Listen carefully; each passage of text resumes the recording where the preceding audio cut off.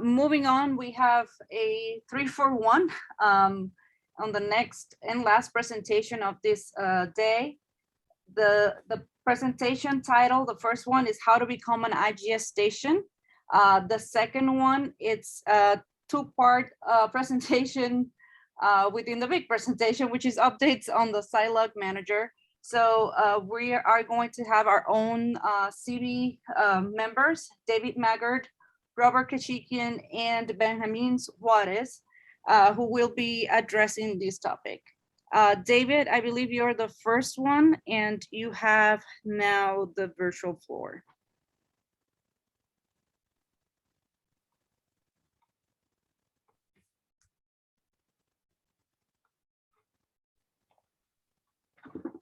Can you see my slides?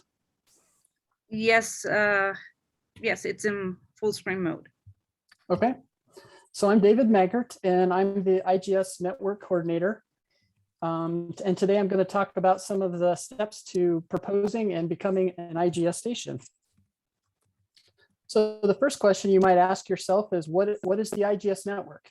So the IGS network is a collection of heterogeneous stations that are operated by many different organizations that are pooling their resources together under the IGS umbrella for the common good.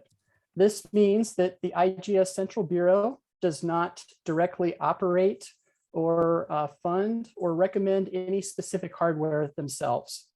This is all community driven and community supported.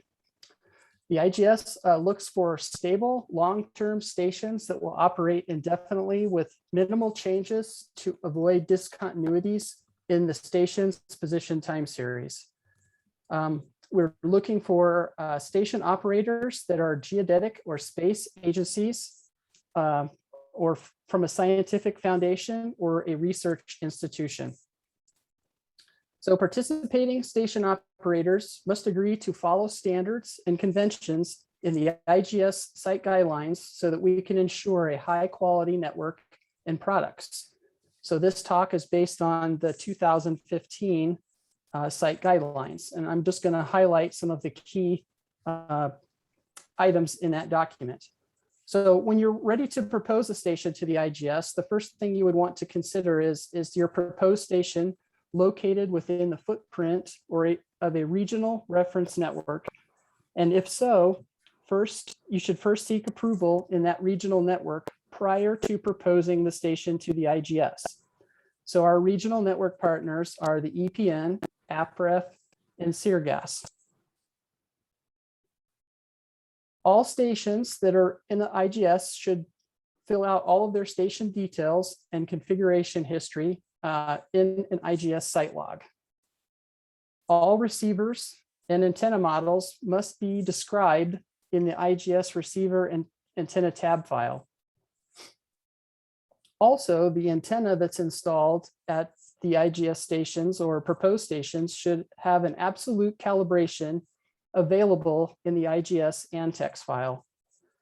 And if the station also has a radome, then the antenna and radome combination needs to have an absolute calibration available in the IGS Antex file.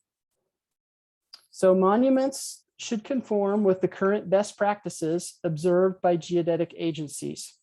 Typical installations would include a drill braced tripod or a tapered pillar. So for an example, IGS station BRMG, this would be a pillar monument installation.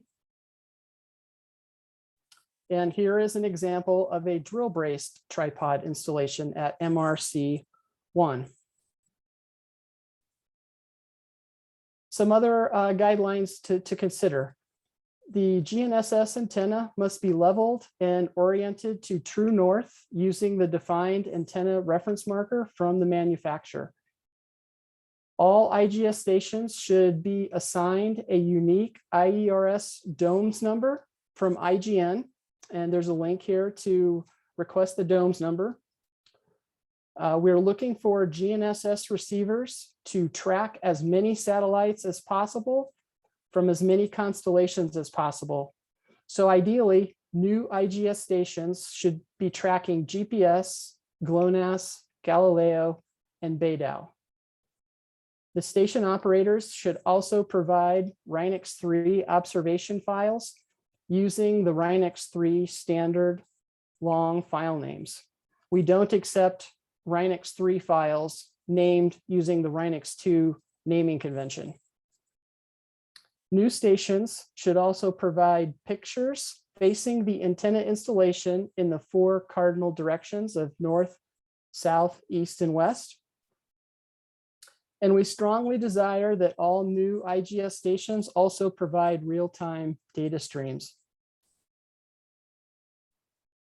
So if your station meets the IGS requirements as listed in the 2015 guidelines, and you have also included your station in any relevant regional network that may apply, then you may propose the new station to the IGS using this following form. And a key item on that form is if you submit the documents to us, we would also like you to attach a site log, the photos, and sample data using that form. That's really important if you're not within a relevant regional network, because that would be our first chance at receiving your data. So once that form is filled out, then the IGS station proposals are reviewed by the IGS network coordinator, the infrastructure committee chair, and the IGS governing board network representatives. At that point, we'll review all of the documents and data that have been submitted, and this process could take over 8 weeks. We'll review the site log and RINEX metadata for consistency and completeness. We will assess the data quality, and we'll also review the data reliability and timeliness of data submissions to the data centers. If we approve your submission, it will be announced by the IGS network coordinator by IGS mail and IGS station email.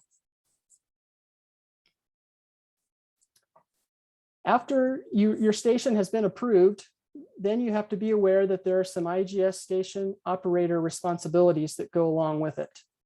First, the station operating agency must be able to repair, maintain, and upgrade the station. The station operator shall quickly correct any RINEX header or station log inconsistencies when advised by the Central Bureau.